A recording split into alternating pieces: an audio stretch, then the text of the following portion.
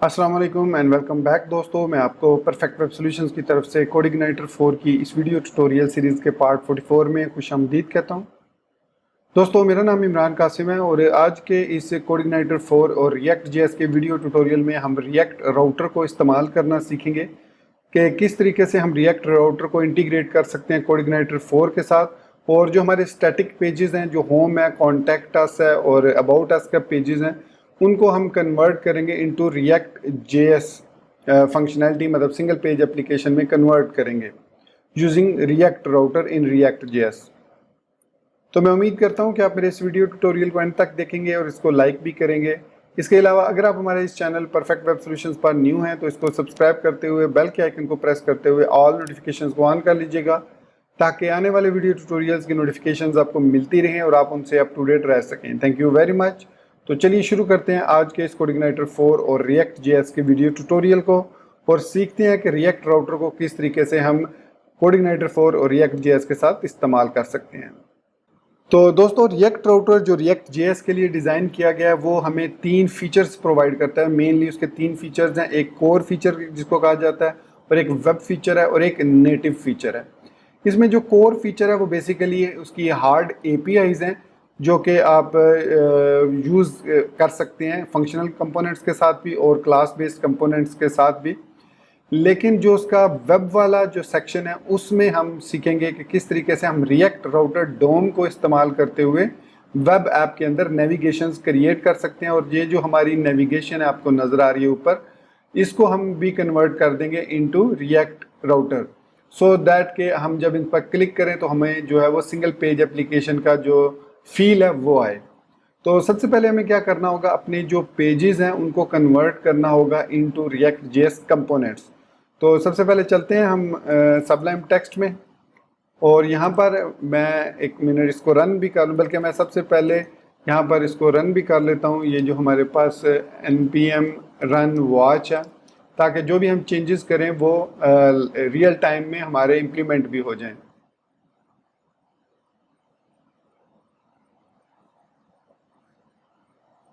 Okay, तो हमारे जो npm रन वॉच है वो सक्सेसफुली रन हो चुके हैं। अब हम आएंगे सबलाइम टेक्स्ट में, और यहाँ पर हमने क्या करना है, अपने src के फोल्डर में आएंगे और इस फोल्डर के अंदर एक न्यू फोल्डर क्रिएट करेंगे कंपोनेंट्स के नाम से।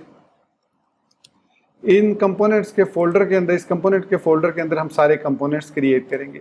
सो सबसे पहला हमें जो चाहिए वो है home.jsx, दूसरा जो हमें चाहिए वो है about.jsx, और जो थर्ड है वो हमें चाहिए contact.jsx। अब इनके अंदर सेम फंक्शनैलिटी है, इंपोर्ट करना है रिएक्ट को फ्रॉम रिएक्ट। तो मैं क्या करता हूँ, मैं app.jsx में जो कोड है उसको, बल्कि root.jsx में जो कोड है उसको कॉपी करके अबाउट में भी पेस्ट कर देता हूँ, कॉन्टैक्ट में भी और होम में भी। तो तीनों जगह पर पेस्ट कर दिया, सिर्फ नेम हमें चेंज करने होंगे। तो यहाँ पर रूट की बजाय हम होम दे देंगे क्योंकि ये हमारा होम कंपोनेंट है, और इसी तरीके से contact.jsx में हम यहाँ पर इसको कॉन्टैक्ट दे देंगे, फंक्शनल कंपोनेंट है, और जो अबाउट कंपोनेंट है उसमें हम इसको अबाउट नाम दे देंगे। सो ये हमने 3 फंक्शनल कंपोनेंट्स क्रिएट कर लिए। अब इनको हमने रेंडर करना है ऑन द स्क्रीन। तो रेंडर करने के लिए सबसे पहले हमें एक root.jsx के अंदर यहाँ पर इनको इंपोर्ट करना पड़ेगा। इंपोर्ट करेंगे about फ्रॉम .components/about, इसको 3 दफ़ा कॉपी कर लेते हैं। तो ये हमारे पास होम में, हम इनको ऑर्डर में, ये अबाउट है और ये कॉन्टैक्ट है। तो ये हमारे पास होम हो गया, home.jsx, about.jsx और contact.jsx। तो ये हमने तीनों को इंपोर्ट कर लिया। अब हमें रिएक्ट राउटर डोम का जो एप्लीकेशन है उसको इंस्टॉल करना है npm के थ्रू। तो वापस आता हूँ मैं टर्मिनल पर, और फॉर द टाइमिंग इसको मैं ब्रेक करता हूँ, और यहाँ पर हम लिखते हैं npm इंस्टॉल रिएक्ट राउटर डोम। तो जो रिएक्ट राउटर डोम है वो हमें तमाम फीचर्स प्रोवाइड करता है रिएक्ट राउटर के। ताकि हम वेब के अंदर जो है नेविगेशन को क्रिएट कर सकें। अब इसकी जो स्टाइलिंग है वो मैं सेम वही स्टाइलिंग रखूँगा, इसको प्रॉपर मैं क्लासेस और इसको आईडीज़ वगैरह दूंगा बूटस्ट्रैप वाली, ताकि इसकी जो भी फंक्शनैलिटी है वो सेम उसी तरीके से काम करे जिस तरीके से कॉन्टैक्ट सॉरी जो हमारा हेडर है वो परफॉर्म कर रहा है। ओके हो गया। तो यहाँ पर हम वापस आते हैं, इसको पहले रन भी कर लें ताकि बाद में प्रॉब्लम ना हो। सो npm रन वॉच भी कर लेते हैं। अब वापस हम सबलाइम में आते हैं और यहाँ पर हमें इंपोर्ट करना होगा रिएक्ट राउटर से कुछ पैकेजेस को। तो चूंकि हमने यहीं पर राउटिंग क्रिएट करनी है तो मैं इंपोर्ट कर लेता हूँ कुछ पैकेजेस को, जिनमें सबसे पहले ब्राउज़र राउटर है। सो ब्राउज़र राउटर एज राउटर हम इसको इंपोर्ट करेंगे। और जो दूसरा है हमें स्विच चाहिए, स्विच की मदद से हम स्विच करेंगे कंपोनेंट्स को बेस्ड ऑन द लिंक, और उसके लिए हमें फिर राउट चाहिए और लिंक चाहिए टू डिस्प्ले द लिंक। तो ये हमें 4 कंपोनेंट्स चाहिए फ्रॉम रिएक्ट राउटर डोम। तो देखिए कितना सिंपल है इसको क्रिएट करना। ये 4 कंपोनेंट्स हमने इंपोर्ट कर लिए। उसके बाद सिंपली हमें क्रिएट करनी है नेविगेशन को। सो नेविगेशन के लिए हम यहाँ पर यूज़ करेंगे, यहाँ पर यूज़ कर लेते हैं या यहाँ पर यूज़ करेंगे। तो यहाँ पर हम सिंपली रूट के अंदर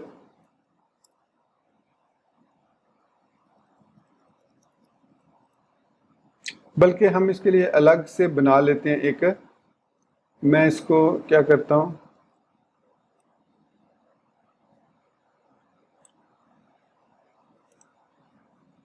रूट है और रूट के अंदर हम यहाँ पर चलिए यहीं पर रहने देता हूँ नेविगेशन, क्योंकि हमें यहाँ पर कंपोनेंट्स जो है वो ज़रूरत नहीं है अब, तो इसको इधर ही हम क्रिएट कर लेंगे। सो रिटर्न, और रिटर्न के अंदर हम सबसे पहले राउटर को यूज़ करेंगे। सो राउटर फंक्शन जो भी है और इसको यहाँ पर क्लोज करेंगे। उसके बाद इसमें हमने यूज़ करना है सबसे पहले जो भी स्ट्रक्चर है उस स्ट्रक्चर को यूज़ करना है और फिर हम उसमें रिप्लेस करेंगे कंपोनेंट्स को। तो स्ट्रक्चर जो हमारे पास है वो व्यूज़ के अंदर है, टेम्पलेट के अंदर, पार्शल्स के अंदर आई थिंक हमने नैव बार बनाई थी। ये हमारे पास है इसका सारा स्ट्रक्चर। इसको कॉपी करते हैं। कॉपी करने के बाद इसमें काफ़ी सारी चीज़ें हमें चेंज करनी पड़ेंगी, वो मैं आपको बताऊंगा step by step. So root.jsx में हम आएंगे और यहाँ पर इसको कर देंगे पेस्ट इस तरीके से। तो ये हमारे पास एक राउटर बन गया। अब इसमें जो चीज़ें चेंज करने वाली हैं वो सबसे पहले क्लास नेम है। ये जो क्लास है बेसिकली रिएक्ट जेएस के अंदर हम जो है class as a function use करते हैं। तो इसका मतलब है कि ये जो क्लास नेम है ये सारे के सारे हमें चेंज करने पड़ेंगे इनटू क्लास नेम, ताकि जो रिएक्ट जेएस है वो इसको एज अ क्लास ले, not as a class function बल्कि एज अ क्लास नेम। तो उसके बाद इसमें कुछ और भी इश्यूज आएंगे, जैसे कि इसमें हमें यहाँ पर बेस यूआरएल की अब ज़रूरत नहीं है। ये पीएचपी का कोड जो है ये नहीं चलेगा इसके अंदर, तो इसको भी ख़त्म करते हैं हम, यहाँ से ख़त्म कर देते हैं। अच्छा, इसका एक और तरीका भी है बेस यूआरएल गेट करने का, वो है स्क्रिप्ट के थ्रू। वो मैं अभी आपको दिखाता हूँ कि किस तरीके से हम करते हैं। पहले मुझे ये क्लीन कर लेने दें सारे href। तो जहाँ जहाँ बेस यूआरएल होगा वो तमाम की तमाम हमें रिमूव करनी होंगी चीज़ें। ये देख सकते हैं इमेज वगैरह सब कुछ हमें रिमूव करना होगा। सेव किया इसको। तो इसमें अब हमारे पास यहाँ पर और क्या चीज़ चेंज करनी है हमने, हाँ इसमें हमने ये जो ए है इसको लिंक में कन्वर्ट करना है। जितने भी एल के अंदर ए हैं उनको हमने लिंक में कन्वर्ट करना है। सो जितने भी ए हैं अब ये तमाम के तमाम ए सिलेक्ट करेगा। सबसे पहले हम /a को चेंज करते हैं कि जहाँ जहाँ /a है। सो ये /a है तो सारे सिलेक्ट किए और इसको /लिंक में जो हमने ऊपर इंपोर्ट किया था यहाँ पर ये इसमें कन्वर्ट कर देते हैं। और उसके बाद ये वाला ए जो है ये सारा सिलेक्ट करते हैं, जहाँ जहाँ ए है तो उसको मैं लिंक में चेंज कर देता हूँ। तो ये एल्स इफ भी हमें ख़त्म करना होगा, क्योंकि ये भी काम नहीं करेगा यहाँ पर। इसका हम दूसरा कोई हल निकालेंगे जो कि हम ऑथेंटिकेशन के बाद देखेंगे। तो सेव किया इसको। होपफुली हमारी तमाम जो कोडिंग है वो क्लीन हो चुकी है। अगर स्टिल कुछ डाटा टोगल है, ठीक है, रूट है, रिटर्न, हाँ, यहाँ पर ये रह गया एंड इफ। तो स्टिल हमें जावास्क्रिप्ट के अंदर एरर शो हो रहे हैं यहाँ पर टर्मिनल के अंदर। ये देख सकते हैं आप कि लिंक को कह रहा है कि fail to compile hide 32 image. अच्छा हाँ, लिंक के साथ हमें अब टू भी यूज़ करना है। सो लिंक के साथ हम href नहीं यूज़ करेंगे बल्कि टू को यूज़ करेंगे। सो जहाँ जहाँ पर हमें href यूज़ किया वहाँ वहाँ पर उसको टू में कन्वर्ट कर देना है। और उसके बाद वो कह रहा है कि यहाँ पर हमारे पास है ये स्लैश लिंक पे एरर क्यों दे रहा है यहाँ पर, और यहाँ पर अब स्लैश रजिस्टर है। तो ये कंपोनेंट तो हमारे पास अभी फ़िलहाल नहीं है, हमने इनको क्रिएट नहीं किया। तो इसको हम कर देते हैं होम, और ये हो जाएगा अबाउट, और ये हो जाएगा कॉन्टैक्ट। और इसको हम होम कर देते हैं, इसको अबाउट, और इसको स्लैश कॉन्टैक्ट।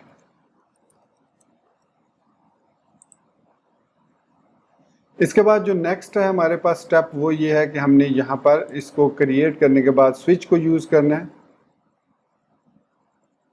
ताकि हम कंपोनेंट्स में मूव भी कर सकें। तो यहाँ पर हमें, जहाँ पर हम नेविगेशन क्लोज कर दिया, उस नेविगेशन के अंदर भी हम यूज़ कर सकते हैं और उसके बाहर। सो स्विच जो है वो क्या करता है कि चेक करता है कि ये जो हमने लिंक क्रिएट किया है इसके लिए कौन सा हमें कंपोनेंट ओपन करना है। तो इसके लिए हम फिर स्विच यूज़ करते हैं। तो स्विच के साथ हम यहाँ पर राउट यूज़ करते हैं। तो राउट जो हमने ऊपर इंपोर्ट किया तो इसका पाथ जो होगा स्लैश अबाउट होगा। अगर तो हम स्लैश होम पर जाते हैं तो ये ओपन करेगा अबाउट पेज को। तो इस तरीके से हमने पहला राउट क्रिएट कर लिया। तो सारे राउट्स, हम तीनों जो राउट्स हैं वो इसी तरीके से क्रिएट करेंगे। सो इसको कॉपी पेस्ट कर लेते हैं और यहाँ पर अबाउट, और ये हमारे पास होम है, और ये हमारे पास अबाउट था, ठीक है, और ये हमारे पास कॉन्टैक्ट है। तो जब हम पाथ जाएंगे इसके पाथ पर तो ये इसको शो करेगा। तो still we are getting errors. Let's see क्या एरर है। अब वो लिंक पे, इमेज वाले लिंक पे दे रहा है एरर, क्योंकि यहाँ पर इमेज को हमने प्रॉपर्ली क्लोज नहीं किया इस तरीके से। ये भी ठीक हो गया। अब इसके अलावा भी हमने यहाँ पर और क्या चेंजेस करनी है। ये कह रहा है can not resolve component link about in, can not resolve components link about. I think मैंने ऊपर, हाँ, यहाँ पर अबाउट को हमने इस तरीके से लेना था। सो अब ये सारी चेंजेस करने के बाद हमारा जो कोड है वो सक्सेसफुली रन हो चुका है। अब जो चीज़ मैं आपको दिखाना चाह रहा था वो ये है कि अगर हमें बेस यूआरएल चाहिए अपने सर्वर की, क्योंकि हमें नहीं पता कि हमारी ये जो वेबसाइट है ये किस डोमेन पर जाकर रन होगी, तो इसके लिए हम ENV में ऑलरेडी हमने इसको सेटअप किया हुआ है। तो जो हमारे पास हेडर है, जो बेस यूआरएल है हमारे पास, वो हम सेट करेंगे जो टेम्पलेट है हमारा उसके अंदर। तो आते हैं व्यूज़ के अंदर और यहाँ पर base.php को ओपन करते हैं और यहाँ हेड के ऊपर एक स्क्रिप्ट टैग यूज़ करेंगे और यहाँ पर लिखेंगे window.base_url is equal to base_url। इसको डबल कोट्स में लिखेंगे ताकि ये एज अ स्ट्रिंग रिटर्न हो। तो इससे क्या होगा कि अब हम इस बेस यूआरएल को, फंक्शन को कॉल कर सकते हैं कहीं पर भी इनसाइड ओवर root.jsx।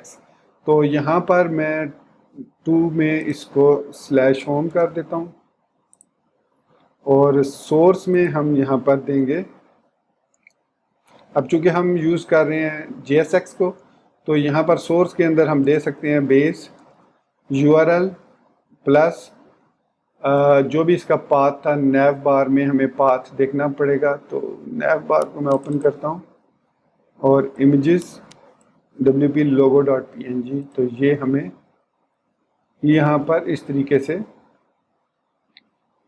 पास करनी होगी। तो ये जो बेस यूआरएल है अब ये विंडोज़ से आ रहा है हमारे पास, तो यहाँ पर ये एक्सेस हो जाएगा। सेव करते हैं इसको। उसके अलावा इसका साइज़ वगैरह हमने सेट कर दिया, और ये जो है इसकी हमें ज़रूरत नहीं है, ये ऐसे ही उसने एक्स्ट्रा ऐड कर दिया। ओके, तो everything else is fine, I think it should work. यहाँ पर भी उसने ये वैसे ही ऐड कर दिया क्योंकि उसने स्टाइलिंग की है इसको। अच्छा, स्लैश होम इसको भी कर देते हैं, लिंक टू स्लैश होम, और ये होम हो गया। और चलिए इसको, ठीक है। अब वापस ब्राउज़र में आते हैं, अगर हम इसको रीलोड करते हैं तो ये देखें हमारे पास होम, होम, अबाउट और ये आ चुके हैं ऊपर लिंक। इनको हमने यहाँ पर लेकर आना है, राइट। तो इसके लिए हमें क्या करना पड़ेगा, हमने जो रैपर लगाया है, जो हमने यहाँ पर व्यूज़ के अंदर login.php में जो यूज़ किया ऐप को, उसको यहाँ से करेंगे ख़त्म, और यहाँ पर हम सिंपली डिस्प्ले करेंगे प्लीज़ लॉगिन, जो हमने किया था। सो प्लीज़ लॉगिन कर दिया, और base.php में आके यहाँ पर हम base.php के अंदर जो हमने ये वाला यूज़ किया कंटेंट, इसमें यहाँ पर हम id दे देंगे इज इक्वल टू ऐप। अब इसको रीलोड करेंगे पेज को, तो हमारे पास ये देखिए यहाँ पर अब होम के 2 लिंक आ रहे हैं। Never mind, it's okay, fine. तो हमने नैव बार को जो इंपोर्ट किया है, बल्कि इसको हम जेंडर सेक्शन कंटेंट कर रहे हैं, और यहाँ पर इसको मैं नहीं यूज़ करूँगा, बल्कि इसको मैं यूज़ करता हूँ बॉडी पर, id is equal to app. और इसके बाद ये जो रेंडर है इसको मैं ख़त्म कर देता हूँ क्योंकि इसकी अब ज़रूरत नहीं है पार्शल्स नैव बार की। इसको रीलोड करते हैं। तो इसने यहाँ पर एरर दे दिया क्योंकि कमेंट करते हैं इसको, स्टिल पार्सिंग का एरर दे रहा है। चलो इसको रिमूव ही कर देते हैं। सेव किया। सो ये लीजिए हमारे पास नेविगेशन क्रिएट हो चुकी है। अबाउट पर क्लिक करेंगे, कॉन्टैक्ट पर क्लिक करेंगे, होम पर क्लिक करेंगे तो हमारे पास हेलो वर्ल्ड लिखा हुआ आ रहा है। That's fine. अच्छा, इमेज क्यों डिस्प्ले नहीं हुआ? लेट्स सी कि इमेज क्यों नहीं डिस्प्ले हुआ। सो इमेज को हम देखते हैं, ब्राउज़र के अंदर ही देखेंगे, इंस्पेक्ट एलिमेंट करके देखते हैं कि इमेज का पाथ जो है वो, आई थिंक इमेज का src नहीं है, सोर्स है। आई थिंक मुझसे मिस्टेक हुई है। root.jsx में हमने जो इमेज यूज़ किया है उसमें आई थिंक src नहीं है, बल्कि हम सोर्स यूज़ करते हैं जब हम img टैग को इसमें यूज़ करते हैं। इसको रीलोड किया, यस। अब ये सॉरी, ये तो होम पेज अभी ओपन हुआ है, तो यहाँ पर हमारे पास अब यहाँ पर कुछ ना कुछ तो आ गया। तो लेट्स सी कि यहाँ पर स्लैश लगानी पड़ेगी हमें, यहाँ पर स्लैश इमेजेस। ओके, अब इसको रीलोड करते हैं तो होम पेज ओपन होगा बेसिकली, एंड रिफ्रेश करते हैं तो अबाउट पे जाते हैं और यहाँ पर इमेज क्यों नहीं आ रहा। सो WP टेस्ट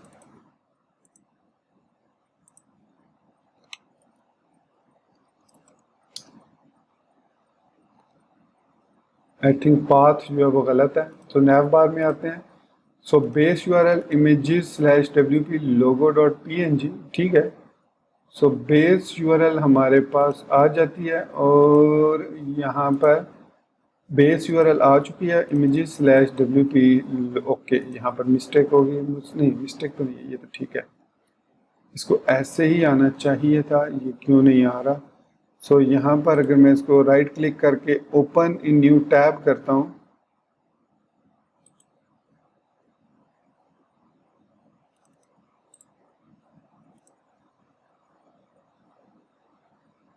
ओके, तो ये कह रहा है कि ये नॉट फाउंड है, इसको यहाँ पर फाउंड होना चाहिए। तो लोगो तो ओपन हो रहा है, सो इट मीन्स इसको मैं एक दफ़ा हार्ड रीलोड करता हूँ।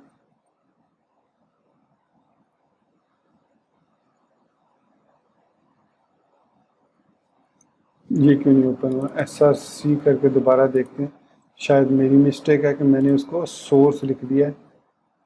SRC लिखना था, तो हमारा लोगो आ चुका है। Fine, that's great. अब यहाँ पर ये जो बटन टॉगलर है, ये बटन ये रिस्पॉन्सिवनेस के लिए, अगर हम इसको रिस्पॉन्सिव करते हैं यहाँ पर क्लिक करके, सो देखिए हमारे पास रिस्पॉन्सिवनेस भी काम कर रही है। तो हमने सक्सेसफुली अपने जो स्टैटिक कंटेंट्स हैं उनको कन्वर्ट कर दिया इनटू React.js। तो सबसे पहले मैंने एक्स्ट्रा लिंक को रिमूव कर दिया जहाँ पर 2 होम लिखे हुए आ रहे थे, तो बाकी जो है वो ठीक काम कर रहा है। अब यहाँ पर सब जगह पर हेलो वर्ल्ड लिखा हुआ आ रहा है, जिस पर भी आप क्लिक करेंगे तो आपको फील नहीं हो रहा, आप समझ रहे होंगे कि एक ही पेज लोड हो रहा है। तो मैं यहाँ पर क्या करता हूँ, मैं इनको चेंज कर देता हूँ कंटेंट को। सो SRC के फोल्डर में हमने काम करना है। सो होम पे आते हैं, तो यहाँ पर मैं लिखता हूँ hello and welcome to home, और उसके बाद अबाउट में लिख देता हूँ अबाउट अस, और कॉन्टैक्ट में लिख देते हैं कॉन्टैक्ट अस। सिंपल। अब मैं इसको रीलोड करता हूँ, तो ये तो है रिफ्रेश पर ये पेज तो ओपन हो गई होगा। मैं यहाँ पर नेविगेशन में आता हूँ, होम पे आते हैं hello and welcome to home, about पे आते हैं अबाउट अस, कॉन्टैक्ट पे आते हैं तो कॉन्टैक्ट अस हमारे पास लिखा हुआ नज़र आ रहा है। सो इट मीन्स हमने सक्सेसफुली अपने स्टैटिक पेजेस को कन्वर्ट कर दिया इनटू सिंगल पेज एप्लीकेशंस। तो नेक्स्ट वीडियो ट्यूटोरियल में, क्योंकि ये ऑलरेडी 20+ मिनट का वीडियो ट्यूटोरियल हो चुका है, तो मैं इसको ज़्यादा लेंथी नहीं करना चाह रहा। तो नेक्स्ट वीडियो ट्यूटोरियल में हम क्या करेंगे कि जो अबाउट और कॉन्टैक्ट का जो भी कंटेंट है उसको लेकर आएंगे हम React.js के अंदर, और फिर उसके अंदर फॉर्म्स को भी, जो कॉन्टैक्ट अस के अंदर फॉर्म है उसको भी जो क्रिएट किया वो भी ऐड करेंगे, और देखेंगे कि किस तरीके से फिर React.js के अंदर हम काम करते हैं और कैसे कौन कौन सी चीज़ें हमें स्टैटिक कंटेंट्स के लिए चेंज करनी पड़ती हैं React.js के अंदर, और किन किन चीज़ों को हम डायनामिक बना सकते हैं। तो यहाँ तक आई एम श्योर आपको समझ लग गई होगी कि किस तरीके से React राउटर डूम को या React राउटर डोम को हम यूज़ करते हैं to create reactive navigation bar in React.js using with CodeIgniter 4। तो हमने कोडिग्नाइटर 4, React.js और React राउटर डोम, इसके अलावा लारावल मिक्स को भी इंटीग्रेट करना सीख लिया अपने इस कोडिग्नाइटर 4 की प्रोजेक्ट के अंदर, जो कि आगे चल के हम इसको डिटेल में प्रोजेक्ट एक सेपरेट क्रिएट करेंगे। तो फिलहाल हम समझ रहे हैं कि चीज़ें किस तरीके से काम करती हैं। तो अगर आप इसके बारे में ज़्यादा और कुछ जानना चाह रहे हैं तो कोडिग्नाइटर 4 की डॉक्यूमेंटेशन काफ़ी अच्छी है, बेहतर है आप उसको एक दफ़ा रीड कर लीजिएगा। तो नेक्स्ट वीडियो ट्यूटोरियल में हम एक्सियोस पे काम करेंगे कि किस तरीके से एक्सियोस को इंटीग्रेट करके हम डाटा को फेच कर सकते हैं फ्रॉम द सर्वर और उसको डिस्प्ले कर सकते हैं अपने होम पेज पर। जिस तरीके से यहाँ पर अगर मैं होम पेज को रिफ़्रेश करता हूँ, अभी तो वेलकम होम है, लेकिन जब मैं रिफ़्रेश करता हूँ तो ये वाला जो पेज ओपन हो रहा है इसमें कुछ कंटेंट स्टैटिक है, लेकिन ये जो कंटेंट आ रहा है ये डायनामिक कंटेंट आ रहा है फ्रॉम द सर्वर यूज़र्स की डिटेल। तो हम यहाँ पर पोस्ट्स को डिस्प्ले करवाएंगे और एक उसको एक मतलब गुड लुक एंड फील में डिस्प्ले करवाएंगे, इस तरीके से टेबल में डिस्प्ले नहीं करवाएंगे वो नेक्स्ट वीडियो ट्यूटोरियल में। सो इसी बात के साथ मैं अपने इस वीडियो ट्यूटोरियल को यहीं पर ख़त्म करता हूँ और उम्मीद करता हूँ कि इसमें आपको काफ़ी कुछ चीज़ें सीखने को मिली होंगी। अगर स्टिल आपको कोई चीज़ कंफ्यूज करती हो तो इसी वीडियो के कमेंट सेक्शन में आप मुझसे पूछ सकते हैं, ताकि नेक्स्ट वीडियो ट्यूटोरियल में मैं उसको कवर अप कर सकूं। अगर वो चीज़ एक्सप्लेन करने वाली हुई तो मैं वीडियो ट्यूटोरियल में कन्वर्ट करूँगा, उसको कवर करूँगा। अदरवाइज़ मैं आपको उसके कमेंट्स के रिप्लाई में ही उसकी सोल्यूशन बता दूँगा जो भी आपको प्रॉब्लम आ रही है। तो दोस्तों इस बात के साथ अगेन आपसे इजाज़त चाहूँगा, मिलते हैं नेक्स्ट वीडियो ट्यूटोरियल में। टिल देन चैनल को सब्सक्राइब करना, वीडियो को लाइक और शेयर करना, बेल आइकन दबाना, और सोशल मीडिया नेटवर्क जिनमें फेसबुक, इंस्टाग्राम और ट्विटर है उन पर मुझे फॉलो करना बिल्कुल मत भूलिएगा। So guys, thank you very much for watching this video tutorial. Take care, goodbye and अल्लाह हाफिज़।